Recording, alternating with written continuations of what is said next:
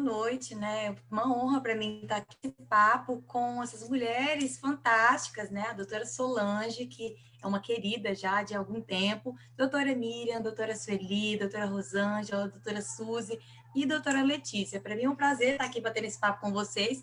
Tenho certeza que eu sairei daqui muito mais enriquecida do que agora, né? Quando a gente está entrando de fato. Já digo isso, inclusive, pela fala da doutora Sueli, que realmente foi fantástica, né? Trazendo esses dados, né? 70% realmente é um número bem alto. E eu quero agradecer, obviamente, ao convite também, né? Das comissões, né? Como que é? Coordenadoria Regional das Comissões da Mulher, não é isso? De todas de São Paulo. Fantástico. Também o AB São Paulo, né? Todos vocês, né, que estão aí envolvidos nesse evento fantástico, que assim, a gente falar sobre envelhecer já é uma temática bem sutil. A gente já, como a doutora Miriam mesmo acabou de dizer, falar só sobre envelhecimento é bem sutil, já é bem delicado, as pessoas não gostam muito de falar sobre isso.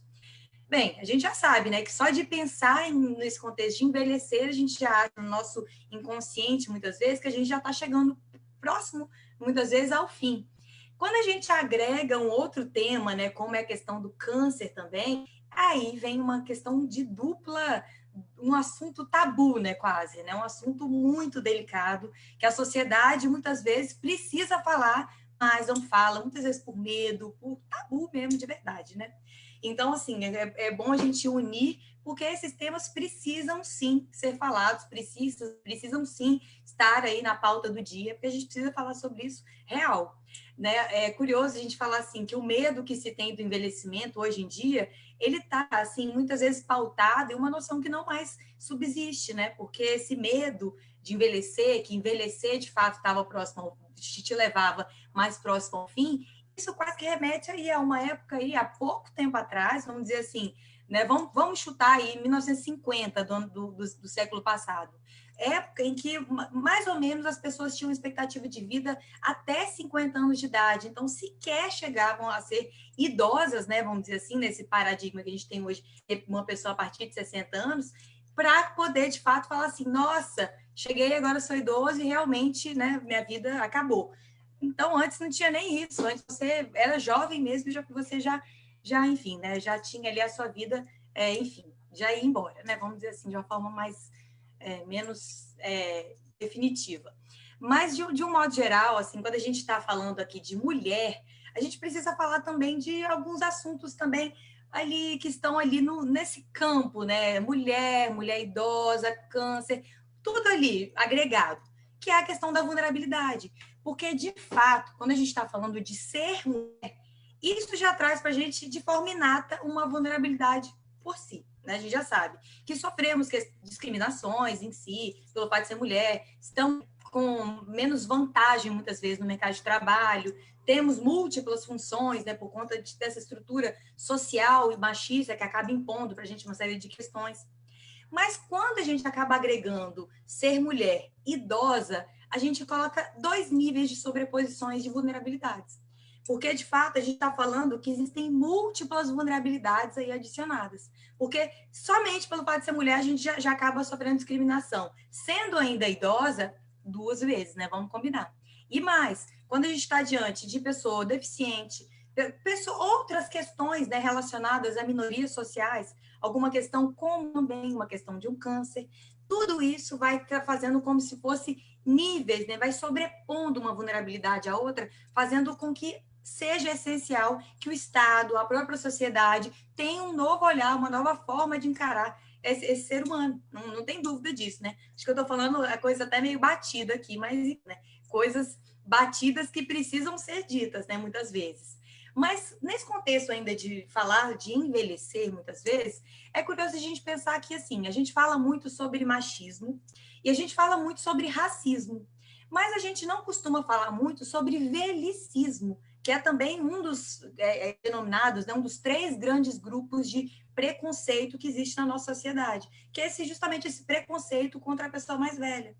E o curioso, que quando a gente está dando com esse preconceito com a pessoa mais velha, né, com a idade mais avançada, enfim, a gente acaba também pensando nesse contexto de discriminação que pode ser, muitas vezes, negativo, aquela mesmo de xingar e tudo, falar que que é ruim e tudo, mas também as positivas. E essas positivas são muito perigosas quando a gente está falando de um velicismo, enfim, né, desse preconceito contra a pessoa idosa. Porque essas discriminações positivas, elas acabam acarretando muitas vezes outro tipo de violência, que é, por exemplo, a infantilização, que é também uma forma de violência contra a pessoa idosa e está lá, inclusive, no rol lá de estatísticas de violência contra a pessoa idosa do Disque 100. Então, assim, como que a gente percebe que está tudo misturado nesse contexto e a gente acaba, muitas vezes, por uma benevolência desnecessária com aquela pessoa idosa, achando que é criança, que não consegue entender, não autorizando a ela o direito dela escolher o seu próprio tratamento de saúde, os próprios filhos muitas vezes fazem isso, né, de negar, de tentar proteger e, ao mesmo tempo, negar a autonomia daquela pessoa. Então, olha como tudo isso está misturado nesse contexto de estar falando de vulnerabilidade, está falando de velicismo, discriminação. Olha como que é um bloco de coisas que a gente fala assim, nossa, pesado. Mas aí a gente precisa também pensar um outro viés. A gente também não pode se esquecer, antes de entrar, obviamente, no assunto aqui principal do nosso debate, que é o seguinte: a gente acaba vivendo, né, a doutrina, a literatura, enfim, costuma falar assim, que a gente vive atualmente uma cultura dos denominados ageless, que são como se fosse, traduzindo bem literalmente, as pessoas sem idade. E isso é curioso a gente pensar, porque muitas vezes esse sem idade, né, esse ageless, imagina, tem um tratamento de pele que a gente passa que tem aquele efeito imediato, que você rejuvenesce e tudo mais. Não sei se vocês conhecem, chama ageless. E esse nome, ageless, é um nome já consagrado aí mundo afora, justamente desse pessoal aí agora que já está envelhecendo, já é idoso, mas eles têm, assim, um comportamento como se fosse de pessoas mais jovens. Eles estão malhando, estão viajando, estão jantando, namorando, enfim, estão fazendo mil coisas. E é curioso a gente pensar que, quando a gente está falando de pessoas mais velhas, não necessariamente vai ser aquela pessoa que antigamente a gente tinha o pensamento, que era aquela pessoa com a bengalinha, que ficava andando, que tinha uma dificuldade adicional. A gente está falando também dessas pessoas aí denominadas de ageless, pessoas que estão aí super conectadas nesse contexto tecnológico, estão aí inseridas total na sociedade, trabalhando, né, e tudo mais, muitas vezes, inseridas nesse mercado capitalista que a gente vive em si. Então, quer dizer, o olhar tem que ser também, vamos dizer assim, heterogêneo, tanto para a pessoa que está realmente incapacitada e tudo mais, quanto também para essa pessoa, que agora a gente volta aqui, para essa mulher que está aí pleníssima, vamos dizer assim, nesse contexto social que a gente vive. Por mais que ela tenha, sei lá, 70, 80, 90, 100 anos, se ela está pleníssima, né? E então é bom a gente até falar um ponto aqui, que eu já até pego um gancho aqui para falar sobre outro tema, que é o seguinte: existe uma diferença entre o contexto da jovialidade e da juventude. Muitas vezes, né, até mesmo nesse contexto do ageless, as pessoas elas acham que eu tenho que ficar igualzinho quando eu era mais jovem. Por quê? Porque eu tenho que ter juventude. Mas não é bem assim, porque a gente sabe que uma pessoa pode ter 100 anos de idade e pode ser super jovial. Então, não existe uma conexão necessária entre a juventude e a jovialidade. E vocês devem estar me perguntando, nossa, mas por que você está falando isso, Patrícia? Então, olha que coisa curiosa. Esse livro aqui, eu até peguei esse livro para mostrar, é um livro que se chama Corpo, Envelhecimento e Felicidade. É um livro de uma antropóloga carioca chamada Miriam Goldberg. Ela é fantástica, ela tem uma série de TED Talks e tudo mais, e tem um artigo específico que fala da mulher Madonna. E olha que coisa curiosa, esse livro, que é de 2011, ele falava dessa mulher Madonna, que seria as mulheres que estariam ali na faixa de idade, né, faixa etária da Madonna, que hoje está ali na faixa dos 60 e poucos e tudo mais. E a tônica dessas mulheres era o quê? A liberdade e tal, até quando os filhos saíam de casa, tinha aquela liberdade maior ainda, muitas vezes, porque tinham vivido aquela vida, muitas vezes, aprisionada em dogmas, aquela coisa, a mulher não poder, não pode isso, aí agora finalmente pode. Mas a grande questão, quando a gente está falando, agora já trazendo, afunilando aqui um pouquinho mais, é o seguinte: muitas vezes, quando a gente está falando de envelhecer, isso muitas vezes já leva consigo uma série de subjetividades femininas que estão inatas, muitas vezes, à nossa própria subjetividade como ser humano, como mulher, muitas vezes. Mas quando agrega a questão do câncer, como a doutora Sueli falou aqui muito bem para a gente, muitas vezes você perde o cabelo, você perde a sua mama e muitas vezes não tem como reconstruir naquele mesmo momento. E muitas vezes, quando a gente está falando de cabelo e falando de mama, isso é o símbolo que hoje em dia acaba que esses moldes sociais acabaram estruturando que isso é o símbolo da feminilidade. E aí que entra um ponto, que é um ponto chave da gente falar nesse contexto de, nossa, e agora, né? E essa mulher Madonna, que há outro tempo seria a mulher Marilyn Monroe, daqui a um tempo vai ser a mulher Katy Perry. Então, quer dizer assim, todo esse contexto. E agora? E quem vai ser essa mulher, muitas vezes, sem cabelo, que perdeu? Essa mulher sem a mama, que perdeu? Então, como que é bom a gente acabar analisando toda essa estrutura da subjetividade da mulher, que muitas vezes, mulher como ser desejante, dela só se imaginar como mulher, tendo essa estrutura, cabelo, né, mama, enfim. E isso precisa ser objeto, obviamente, de uma nova estruturação e uma nova forma de se pensar. A sociedade não pode atrelar necessariamente a isso, né? Obviamente não. Mas hoje em dia ela pode sim atrelar. E a gente vai até ver daqui a pouquinho como que existe, né, até um projeto, não, uma lei, obviamente, que até a doutora Sueli falou com a gente, né, a questão da reconstrução da mama, que a lei estabelece até mesmo que, via de regra, né, se tiver tudo certo e tudo mais, elas vai se realizar no mesmo momento, só que, né, muitas vezes ela não vai se realizar, como disse muito bem a doutora Sueli. Então, quer dizer, assim, primeiro né, já explicando mais ou menos, né, trazendo essa introdução aí um pouquinho longa, mas eu acho que é essencial a gente falar sobre isso, né, porque é tabu, é tudo mais, e tá aí, temos que falar. E é curioso a gente falar também um outro ponto, né? A gente já entrando aqui mais um pouquinho no corte do idoso, né? Quando a gente está de direito dos idosos em si, é essencial a gente ter na nossa mente dois princípios principais, assim. O primeiro deles é, obviamente, o princípio da autonomia e da autodeterminação, que o nome já é autoexplicativo, né? Imagina, de você já conferir a autonomia, a autodeterminação àquela pessoa idosa. E o outro é denominado de envelhecimento ativo e saudável. É um princípio mesmo, né? Que foi conceituado por uma convenção interamericana, que é a Convenção Interamericana dos Direitos Humanos da Pessoa Idosa, que está em processo de internalização aqui no Brasil. E essa convenção, ela acabou estabelecendo o conceito desse, entre aspas, envelhecimento ativo e saudável, que seria você, de fato, conferir e potencializar oportunidades, né, de exercício de direitos fundamentais.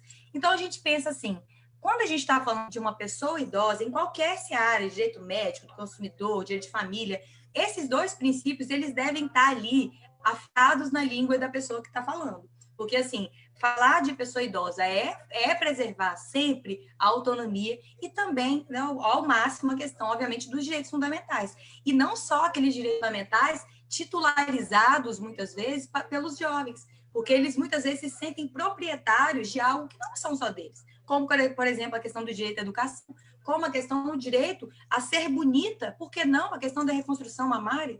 Por que os jovens acham que é propriedade deles serem bonitos e não aos mais velhos? Então, quer dizer, tudo isso, né, toda essa ótica do envelhecimento ativo e saudável e tudo mais, da autonomia, deve ser, obviamente, estar aqui na ponta da nossa língua. E outro ponto que a gente precisa falar, que via de regra a gente acaba se esquecendo. Da mesma forma que as crianças e os adolescentes, os idosos, eles também acabam sendo regidos, né, tutelados muitas vezes, por aquele princípio da prioridade integral. Da mesma forma, imagina, não tem diferença nenhuma.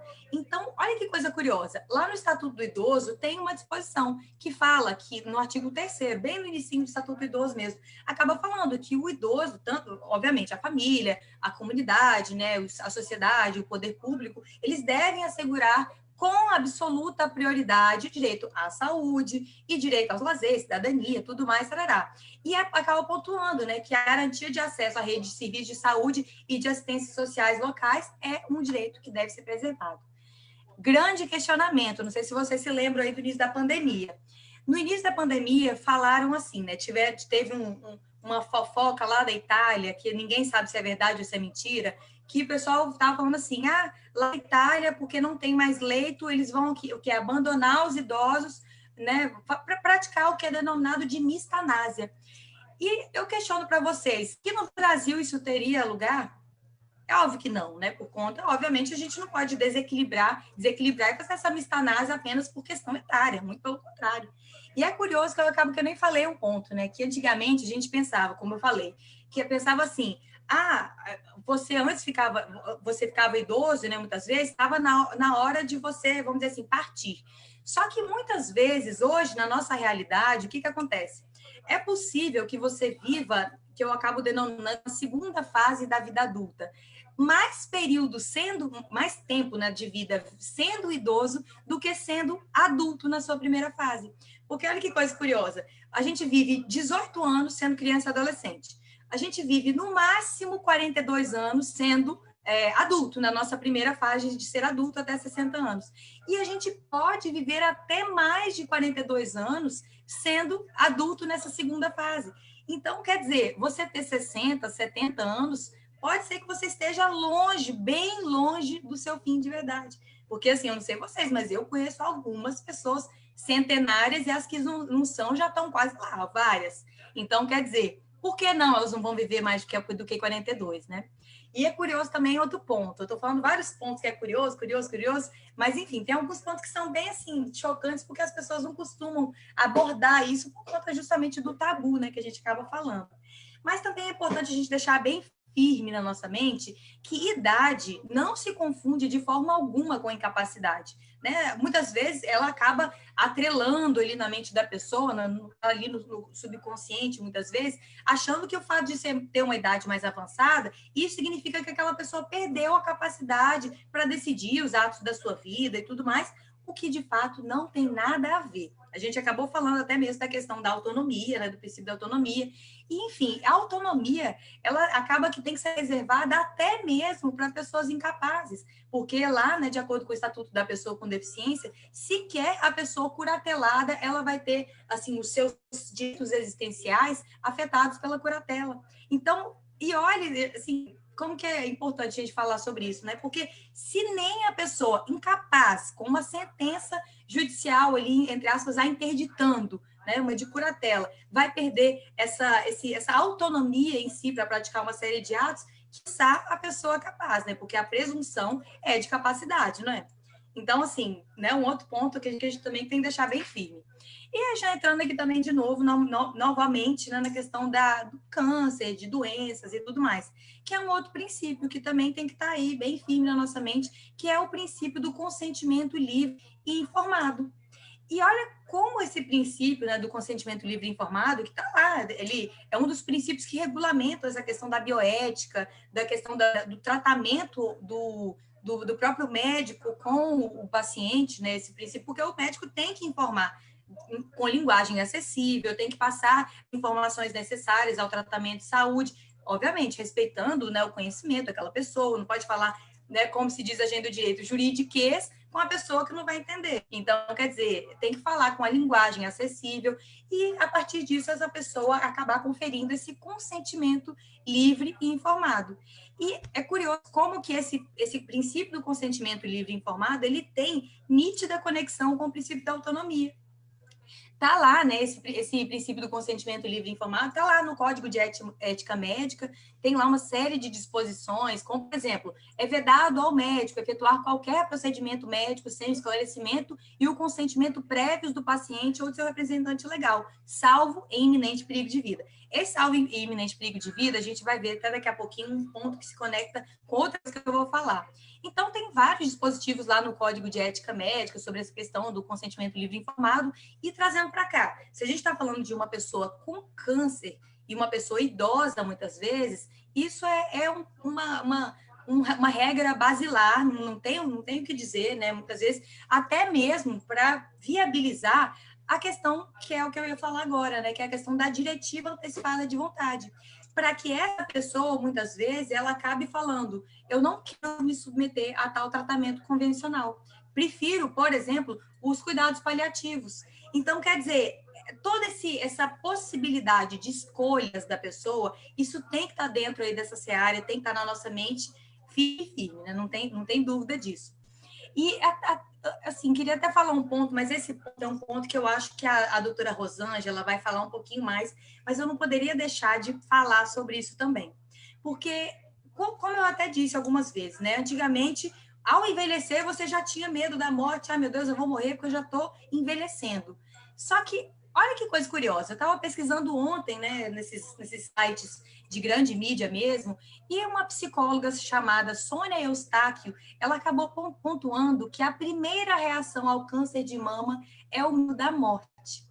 E olha como que as coisas acabam se juntando, né? Muitas vezes o simples fato de envelhecer já te traz esse medo. Então você ter também a questão do câncer de mama também traz esse medo.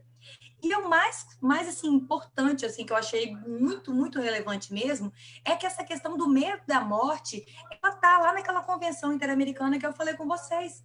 Porque naquela convenção que se chama Convenção Interamericana dos Direitos Humanos da Pessoa Idosa, ela acaba pontuando, né, muitas vezes, olha o que ela fala, né, que os Estados partes tomarão medidas para que as instituições públicas e privadas ofereçam ao idoso um acesso não discriminatório a cuidados integrais, incluindo os cuidados paliativos, olha isso, evitem o isolamento e abordem apropriadamente os problemas relacionados com o medo da morte e dos enfermos terminais e a dor e evitem os sofrimentos necessários e intervenções fúteis e inúteis. Então, assim, como que até uma convenção, imagina, essa convenção ela vai entrar aqui no nosso ordenamento jurídico com caráter constitucional, muitas vezes, né? Se, dependendo daquela corrente do STF, né, que ela entra ou com caráter constitucional ou com caráter supralegal. Então, ela vai imaginar acima até mesmo da nossa legislação infraconstitucional e ela fala do medo da morte. Então, assim, como que esse ponto, muitas vezes, acaba que tem que ser abordado também em políticas públicas que visem regulamentar, prevenir e tudo mais esse contexto do câncer de mama. Assim, esse ponto é um ponto que assim me chocou um pouco até essa parte de falar do medo da morte numa convenção desse porte, né, que é uma das convenções internacionais de direitos humanos dos idosos mais importantes do mundo. A Europa não tem uma convenção como essa, e a gente aqui, né, no nosso contexto aqui, né, da Organização dos Estados Americanos, nós temos isso. E olha o nível de preocupação, achei bacanérrimo isso, de fato. E eu estava pesquisando também, né, que aí num outro site de grande mídia acabou pontuando o quê? Que a consciência da morte é uma marca da humanidade. Isso eu acho que a doutora Rosângela deve falar um pouco mais e tudo, por causa dessa questão mais psicológica, né? Como eu não tenho essa expertise, então eu só vou deixar aqui no ar que eu achei, assim, muito importante ter bem esse olhar atento para essas questões também subjetivas numa convenção como essa, importantíssima, não tem nem o que dizer. E só para finalizar nessa questão de jornais de grande mídia aí que eu estava vendo, eu vi também, né, uma notícia de uma filha que ela acabou pontuando que muitas vezes ela se arrependia de ter falado com o pai dela, que acabou falecendo por conta de um câncer, que ele iria derrotar a doença. E aí eu fiquei assim, eu fiquei pensando, né, na verdade, como que existe um dogma, muitas vezes, de que existe uma pessoa que tem que derrotar alguma coisa. E muitas vezes esse drama de vencer e perder acaba complicando essa subjetividade muito, muito de forma mais intensa, né? Vamos dizer assim. É algo também que está aí, né, para a gente eventualmente abordar aí com o tempo aí, talvez a doutora Rosângela, que é da expertise dela, né? Enfim. Mas então vamos passar aqui para algumas leis, né? De fato, alguns instrumentos normativos que tratam especificamente desse ponto. Mas eu selecionei só 4 para não ficar aquela coisa, tem direito a isso e aquilo, porque sabe que existem outras searas, como questão de direito tributário, enfim, né? A questão de você comprar um automóvel. Muitas vezes tem várias nuances aí, várias leis que regulamentam essa questão do câncer em si, mas eu peguei 4 que regulamentam justamente essa questão do câncer de mama. Mas quando a gente está falando especificamente de uma lei que visa regulamentar alguma coisa, que no caso é o câncer de mama, nesse aqui, a gente precisa pensar também que a lei ela visa regulamentar, obviamente, o direito à saúde, que está, obviamente, conectado com o direito à vida. Mas essa vida não é uma simples vida, um sobreviver, assim, você vai sobreviver. É, de fato, um viver com um qualificativo especial, que é um viver com dignidade. Então, esse ponto a gente precisa também trazer na nossa ótica, né, analisando toda essa questão dessas leis e tudo mais. Mas, enfim, né, algumas leis aqui eu vou passar rapidamente também para não ficar muito chatinho e tudo mais, né? Porque cada um, isso aqui tá fácil de encontrar na internet e tudo. A primeira lei, né, é a Lei 11.387 664, de 2008, que ela acaba trazendo, obviamente, essa questão da assistência integral à saúde da mulher. Enfim, até mesmo com a possibilidade de amplo trabalho informativo, educacional e tudo mais. E o interessante dessa lei que eu achei é que, na verdade, ela acaba pontuando que todo esse trabalho que se tem para construir, né, uma conscientização, uma prevenção do câncer de mama à mulher, tem uma especificidade aqui, porque ele acaba pontuando, essa lei acaba pontuando a mulher com deficiência e também a mulher com dificuldade de acesso às ações de saúde específicas, trazendo aquela questão de uma estratégia regional, específica para aquele caso. Porque a gente sabe que o próprio SUS, um dos princípios orientadores é a questão da análise daquele contexto regional, né? Então, eu achei bem interessante essa lei, que é uma lei mais ampla, né? Ela acaba trazendo os exames mamográficos e tudo mais, enfim, bem geral, assim, mas o ponto específico, né? Lá no início eu falei das múltiplas vulnerabilidades que a gente acaba que precisa voltar os olhos também. E aqui fala, por exemplo, da mulher com deficiência. Achei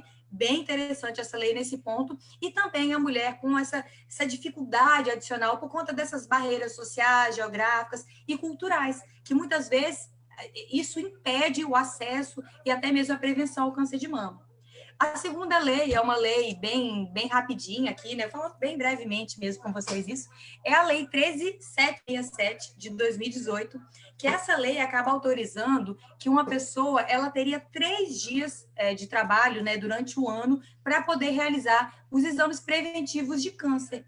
Então, nesse ponto, né, é interessante falar assim, nossa, que bacana, né? Só que ela tem que, no final das contas, comprovar que, de fato, ela fez aquele exame e tudo mais, mas aí vem um ponto, né? Que não poderia, obviamente, o empregador exigir o resultado desse exame, pois o documento é sigiloso, né? Trata de questão médico-paciente e até mesmo o médico incorre alguma violação de ética caso ele divulgue isso, né? Então, quer dizer, obviamente é só mesmo demonstrando ali que fez o exame e não o resultado do exame, porque num contexto de trabalho, como a gente sabe que é discriminatório por si, no contexto da mulher, você entregar que você tem um câncer de mama, ele era quase um símbolo de rescisão automática, né? Então, assim, não é isso que a gente está falando de fato, então tem também que ter essa atenção.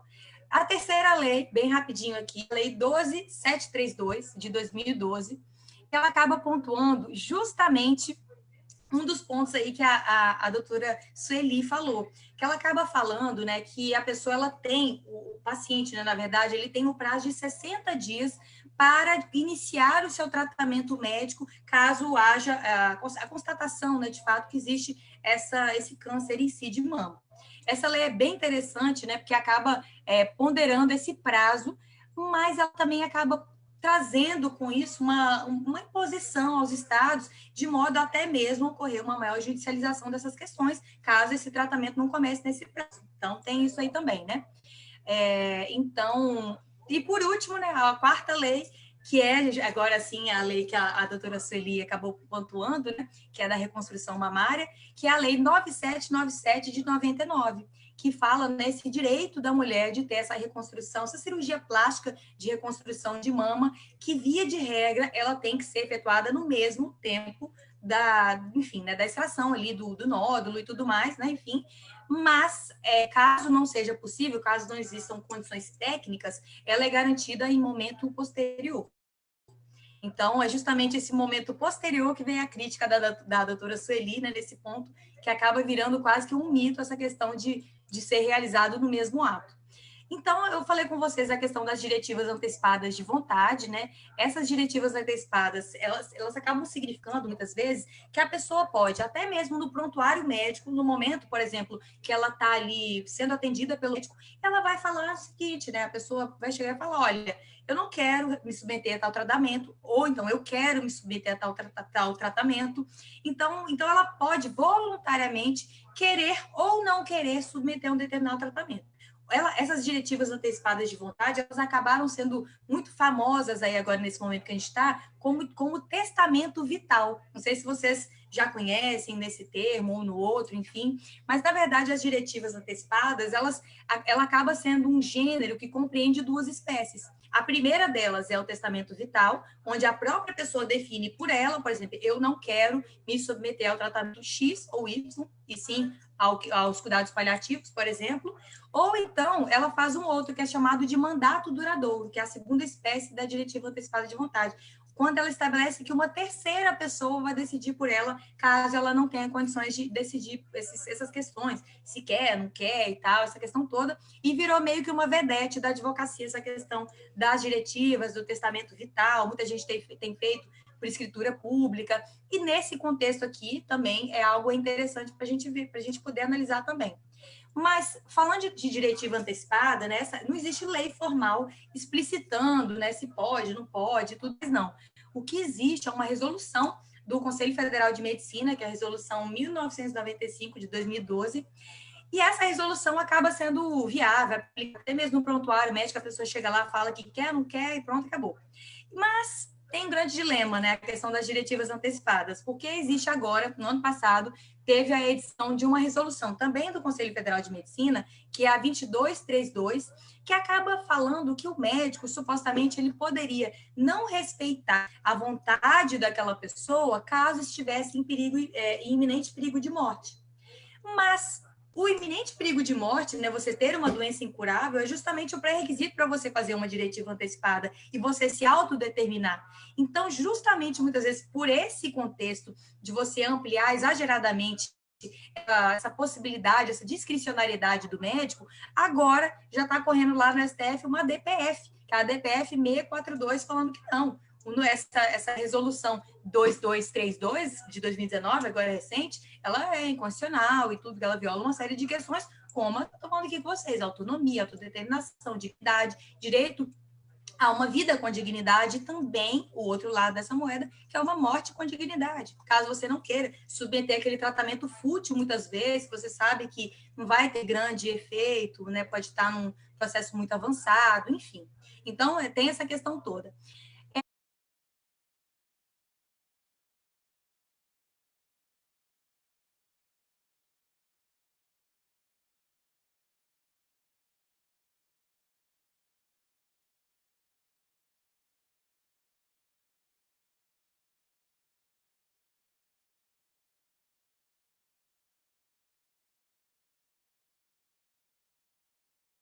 E já quase que me dirigindo aqui ao fim, que eu acho que até meu tempo está quase acabando, existe também um outro ponto que a gente precisa falar, que é a questão do acesso à justiça. Porque nesse contexto quando a gente está falando muitas vezes de direito à saúde, até mesmo de forma contrária à tendência que a gente tem no nosso ordenamento jurídico atual de desjudicialização, de demandas, essa coisa toda, enfim, fomento à mediação, conciliação e tudo. Quando a gente está falando de direito à saúde, essa ótica não parece que não vale, não é a regra. Porque aqui nesse tema, muitas vezes a judicialização virou regra, seja no tocante a plano de saúde, ou então determinando o medicamento de alto custo, né, em fase do poder público, dos entes federativos e tal, ou então determinar o tratamento pelo SUS, que foi negado. Então, olha como essa ótica é diferente. E quando a gente analisa até mesmo justiça em números, os índices desse contexto de judicialização da saúde são altíssimos, esses índices, então não tem nem o que dizer sobre isso. Mas a gente precisa falar também do acesso à justiça, né? Porque, embora acabe sendo uma regra implícita, né, muitas vezes nesse contexto enfim, do direito à saúde em si, eu adoro falar isso, né? Porque tem uma professora uruguaia que se chama Cecília Fresnedo, que ela acaba pontuando que o direito, o acesso à justiça, né? Esse direito ao acesso à justiça, na ótica dela, é o direito humano fundamental, mais fundamental de todos, mais importante de todos, porque através dele você consegue chegar, postular, demandar, enfim, pelos outros direitos, como, por exemplo, nesse caso, um direito essencialíssimo como é o direito à vida, direito à saúde. Quando a gente está falando, igual eu disse, não tem como dissociar o direito à saúde do direito à vida. Você está postulando pela sua vida. Então, isso é importante a gente falar como que o acesso à justiça acaba trazendo uma nuance relevantíssima nesse setor. E lá no Estatuto do Idoso tem algumas previsões, como, por exemplo, né, aquela questão da prioridade de tramitação dos processos, que muitas vezes as pessoas acham que assim, se resume a isso. os direitos dos idosos, né, os direitos processuais em si, mas vai muito além. E é curioso pensar que até mesmo, né, essa prioridade de tramitação de processos também abrange procedimentos administrativos. E quando existe, por exemplo, uma postulação administrativa por um tratamento médico nesses CACUNs, né, que são aqueles centros de alta complexidade de oncologia, por exemplo, isso é um procedimento administrativo. E lá também tem que ter a questão da prioridade de tramitação. Isso, ó, ninguém lembra, ninguém fala. É curioso falar assim, como que muitas vezes só o direito vamos dizer assim, ao processo judicial que as pessoas acham que tem prioridade. Não, não é. São todos, né? Vamos dizer assim, todos os procedimentos administrativos, com empresas prestadoras de serviço público, instituições financeiras, até mesmo a questão da Defensoria Pública dos estados e até da União para as questões de assistência judiciária em si. Então, assim, vai muito além, precisa se pensar desse acesso à justiça, precisa trazer à tona, de fato, né? Não tem esse contexto. E agora, recentemente, né, até mesmo de acordo até com esse contexto de uma maior longevidade populacional, agora as pessoas que têm mais de 80 anos têm uma prioridade extra, né, especial, uma prioridade adicional. Eu acho que o povo chama de super prioridade, né, enfim. Então, assim, é importante a gente pensar assim, então tem uma de 68 e uma de 80, quem vai? A de 80, não tem nem dúvida disso, né? Bem, falei da questão da judicialização da saúde, e é bom a gente pensar também um ponto, né? Porque, embora exista o SUS, por exemplo, né? Ele tem aquele caráter de universalidade, seja para todos, aquele contexto todo. Quando a gente está falando de medicamento de alto custo, como pode ser o caso da pessoa que tem câncer, né? De mama, inclusive, pode ser que ela tenha que cumprir alguns requisitos nesse contexto de postular a gratuidade desses medicamentos de alto custo. Isso até o STJ acabou fazendo um repetitivo que acabou estabelecendo 3 critérios. Que o primeiro, né, obviamente, é ter um laudo médico, né, fundamentado e tudo mais, apontando a imprescindibilidade ou necessidade daquele medicamento. A segunda é o contraponto, né? Muitas vezes, que é a pessoa demonstrar que, de fato, ela tem capacidade financeira para pagar, para custear aquele medicamento.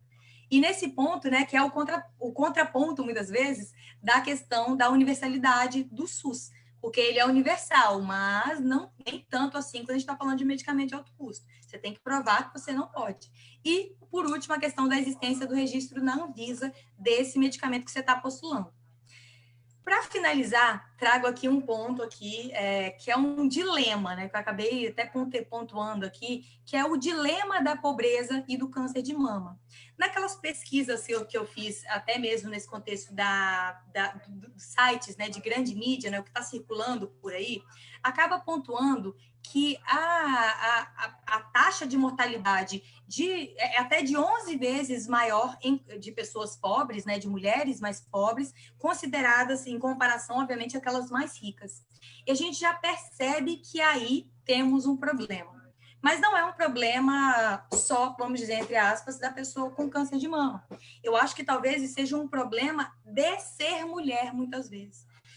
Uma autora americana chamada Diane Pearce, em 1978, ela já identificou e ela acabou denominando de uma feminização da pobreza, porque lá naquela época dela, ela acabou se baseando em alguns estudos, estatísticas, que acabavam pontuando, aí eu volto até para a estatística da doutora Sueli, que a pobreza, muitas vezes, ela estava em 70% centrada na mulher.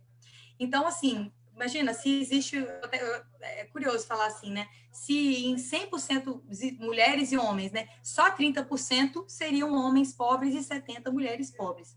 E aí isso ela está denominando dessa feminização da pobreza, que muitas vezes é derivada justamente do contexto da mulher ela não ter um marido, não ter um companheiro, não ter uma rede de apoio para poder auxiliar, muitas vezes, financeiramente no próprio sustento e também no dos filhos. E é curioso, assim, porque eu sou advogada de família, a doutora Solange também, não sei mais se temos outras aqui de família, mas é curioso a gente pensar que, como até mesmo nesse ponto, até pegando também um gancho aí da doutora Sueli, como muitas vezes o próprio abandono, vamos dizer assim, de um cônjuge, justamente num momento difícil desse, pode fazer com que haja uma perpetuação e muitas vezes até mesmo um aumento dessa pobreza vivenciada pela mulher e até mesmo, né, quando ela pode eventualmente pedir os alimentos desse ex-cônjuge, pode ser que essa questão da pobreza seja institucionalizada pelo judiciário. Então, mas por que se fala isso, né? Porque a questão da ponderação, por exemplo, da necessidade com a possibilidade, via de regra, ela se, por exemplo, aquele companheiro, aquele cônjuge, só pode, por exemplo, um determinado valor e a pessoa precisa de mais, o que fazer? Aí a mulher é aquilo, né? Tem que rebolar e fazer o quê? Vai saber o quê? Trabalhar com condições piores de sustento, mas se ela tem câncer, como é que faz? Surge a possibilidade do LOAS, mas o LOAS é de um salário mínimo, e o que vai para além? Então, nesse contexto, né, é um dilema da pobreza e do câncer de mama também, que precisa ser falado, e vamos combinar que isso é um tabu tenebroso, né? Então, assim, vou ficando por aqui, passei até o meu tempo, peço desculpas por ter passado aí o tempo um pouquinho, e estou ansiosa para ouvir a doutora Rosângela também, com as ponderações que ela vai fazer. E obrigada pela atenção, agradeço ao pessoal que está no Facebook, também a doutora Solange, a doutora Miriam, a doutora Sueli, a doutora Suzy, a doutora Rosângela, a doutora Letícia, e todos vocês aí da OAB São Paulo, coordenadoria das regionais, enfim, obrigada mesmo. Um beijo. Obrigada, doutora Patrícia Novaes. Eu ficaria a noite toda aqui te ouvindo, porque é uma temática que a gente não vê uma discussão, né? Então, assim, ver uma pessoa falando com tanta propriedade e também leveza e com tanto esclarecimento a respeito dessa temática, deste tema em si, trazendo tantas conceituações, trazendo tantas leis, enfim, que podemos, inclusive, prolongar aqui, já fica o convite para que nós tenhamos outras lives, um webinar, enfim, algo que nós possamos ampliar essa discussão, porque eu acho que nós precisamos, que nós devemos falar, sim, muito mais a respeito, né? Porque, conforme eu brincava